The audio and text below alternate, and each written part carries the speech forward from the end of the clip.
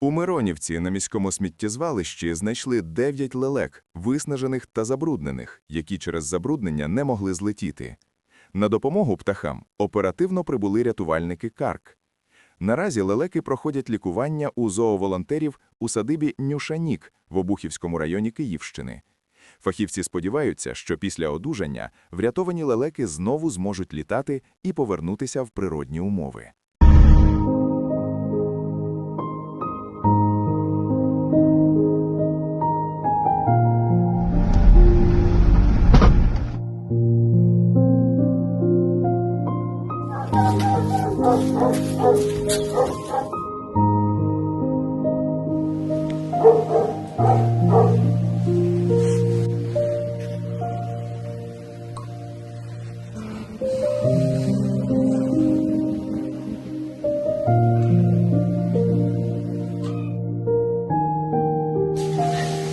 Летать не вмеют, стрелять тоже, но орлы.